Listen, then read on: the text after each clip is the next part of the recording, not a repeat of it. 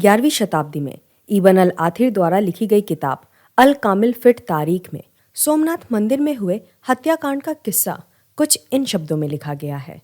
गजनी और उसकी सेना सोमनाथ मंदिर के दीवार के उस पार खड़ी थी। गजनी ने देखा कि मंदिर के अंदर कुछ लोग यंत्र तंत्र में व्यस्त हैं। वे लोग भगवान से अपनी प्राण के लिए प्रार्थना कर रहे थे।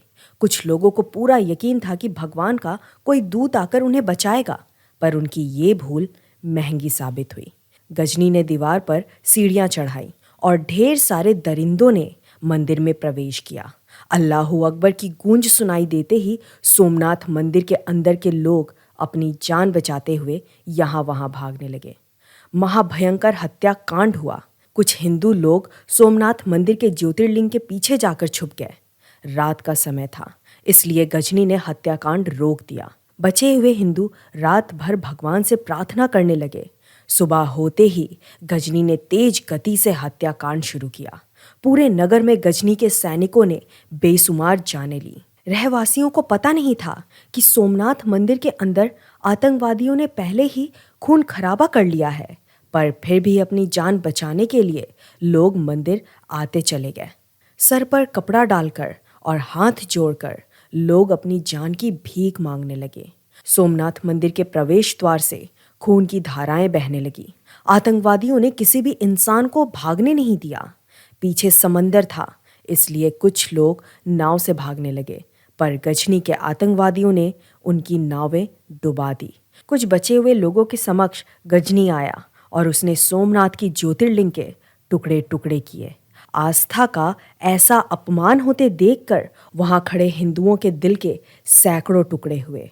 रक्त की धाराओं के साथ आंसुओं की धाराएं भी बहने लगी। पूरे भारतवर्ष में सोमनाथ इतना अमीर मंदिर नहीं था। गजनी ने ज्योतिर्लिंग के टुकड़े और लूटा हुआ खजाना अपने राज्य में भिजवाए। अनिलवाड़ा के चालुक्य राजा भीमदेव ने सोमनाथ को बचाने के लिए कुछ प्रयास किए, पर इस प्रयास को गजनी ने कुचल दिया।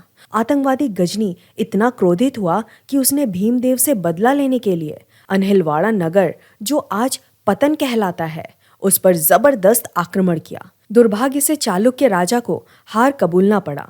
अहिलवाड़ा में भी लूटमार हुई थी, परंतु इस सुंदर नगर को देखकर गजनी के मन में यही बसने का ख्याल आया। परंतु कुछ दिन बाद उसके विचार बदल गए।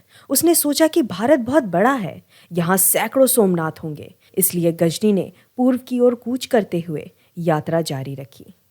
13वीं सदी के फारसी वैज्ञानिक और प्रसिद्ध इतिहासकार अल कजवीनी ने सोमनाथ मंदिर की खूबसूरती की तारीफ कुछ इन शब्दों में की है।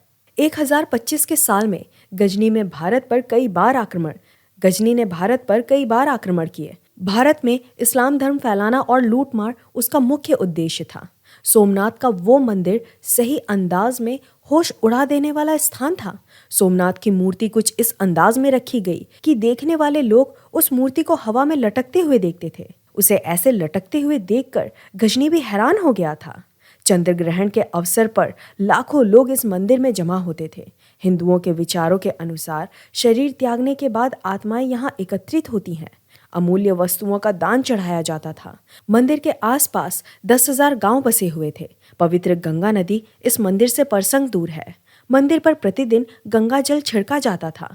तकरीबन 1,000 पुजारी इस मंदिर की सेवा करते थे और 500 सुंदरियां मंदिर में प्रवेश द्वार पर नृत्य करती थीं। मंदिर का भवन 56 खंभों पर खड़ा था, पर इसका निर्माण इस तरीके से किया गया था कि सूरज की रोशनी के बजाय हीरे मोती की चमक से मंदिर का गर्भ स्थान प्रकाश युक्त रहता था। घंटियों के लिए 200 मन की श्रृंखला भी लगी हुई थी। हिंदुओं के इतिहास के अनेक दर्दनाक किस्सों में से वो एक किस्सा था जब मोहम्मद गजनी ने खुद को सच्चा मुस्लिम साबित करने के लिए सोमनाथ मंदिर तोड़ दिया और भारत में बिताए 7 साल के दौरान 20 लाख लोगों की हत्याएं की। उसने ये सब सिर्फ इसलिए किया क्योंकि वो खुद को असली मुस्लिम साबित करना चाहता था।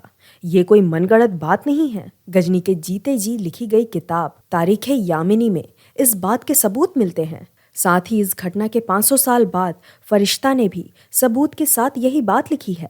इसके अलावा गजनी ने जब मथुरा शहर पर आक्रमण करके भगवान कृष्ण का मंदिर ध्वस्त किया तो उसे महमूद बुत शिकन इस नाम से पहचान मिली। महमूद बुत शिकन का मतलब है मूर्तियों को तोड़ने वाला महमूद। इसी नाम से गजनी ने लाहौर में अपने सिक्के जारी किए थे। उन सिक्कों पर उसने संस्कृत और अरबी में ये बात लिखी, अल्लाह के अलावा कोई भगवान नहीं है, महमूद ही अवतार है। इतिहासकार विलियम जैक्सन लिखते हैं, गजनी इतना कट्टर था कि वो हर साल भारत पर आक्रमण करने की इच्छा रखता था। गजनी ने न सिर्फ हिंदुओं का नुकसान किया, बल्कि उसने यहाँ की औरतों को गुलाम बनाकर अफगानिस्तान में बेचना शुरू किया। ये सभी बातें बिल्कुल भी काल्पनिक नहीं हैं। इसे उन्हीं लोगों ने लिखा है जो महमूद गजनी के समय से जुड़े हुए थे। फिर भी हमें अगर कोई पूछता है कि गड़े हुए मुर्दे उखाड़ने की जरूरत क्या है, तो इसका एक ही जवाब है, जब भी सामने से मुगल, गजनी, घोरी जैसे हैवानों की जयकार सुनाई देगी, तो हिंदू भी उन्हें आईना दिखाकर बोलेगा कि तुम लोग जिसे अपना हीरो मानते हो, उसकी सच्चाई तो कुछ और ही थी।